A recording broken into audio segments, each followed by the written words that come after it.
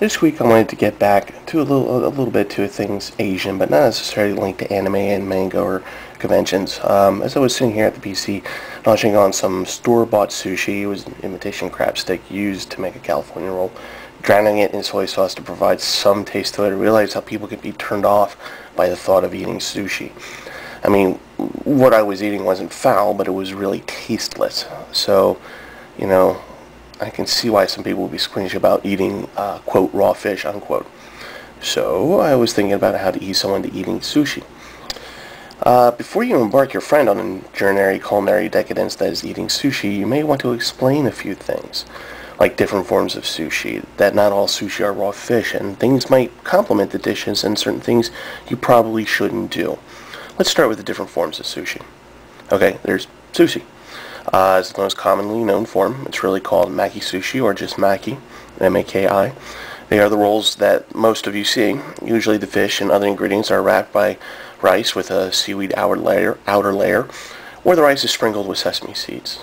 The next type is nigiri, and nigiri is an individual piece of fish or some type of other item placed on top of a formed lump of rice, held sometimes with a thin strip of seaweed. Sashimi, this is where people won't eat this, but this is what sashimi is. Sashimi is just the fish, nothing else. But that cut of fish is supposed to be from the best part of the fish, the tastiest. Now the last form is called temaki. Temaki is a hand roll. It's basically a cone of seaweed stuffed with fish and rice. Think like sushi, but just being able to hold it by hand, like a lollipop. Well, okay, not quite like a lollipop. The easiest to eat is the maki. It's wrapped up in nice little 6 to 8 pieces and in a roll. It's like a little package of yummy goodness. But not all sushi is uncooked fish. There are vegetables. There's pickled vegetables, usually called shinko, and even cooked fish or tempura sushi is available. Tempura is basically frying something. Avocado, cucumber, mushroom, and asparagus are pretty much the popular ones to use in sushi, either by themselves or with fish. Cooked fish usually deals with salmon, even smoked, sometimes crab, and also with shrimp. There's some other cooked stuff, but it's, kind of rare.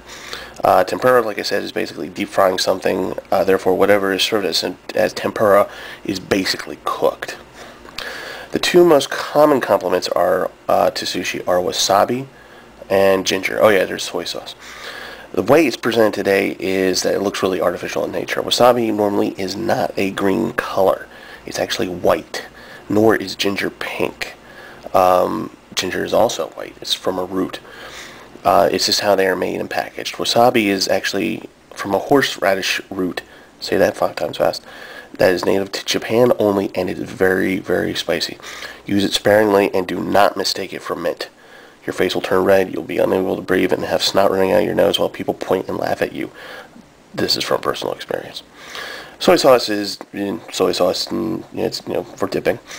And the ginger, like I said, is sliced from root, and it serves as a type of palate cleanser between different tastes of fish. It clears the taste of the previous fish out, and so you can enjoy the new fish.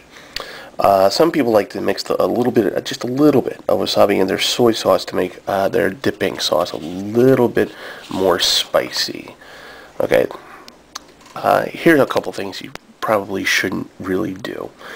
As mentioned before, don't just chomp down on wasabi. You'll pay dearly for it, and if I see you, you can bet that I'll be filming you, and you will be on YouTube in seconds, because it's a really funny thing to watch. I know. Do not stab the sushi with your chopsticks or use a fork. That's considered rude, and you'll be inflicted with bad luck for a long time. However, it is not impolite to use your hands. It's accepted that some people just suck with chopsticks. Even some Japanese have this problem. Okay, that's enough for today. Part 2, we'll talk about different types of fish and what they're called, both English and in Japanese. Japanese names are pretty interesting. And as well as a sample menu in case you have a reluctant friend who's trying sushi for the first time.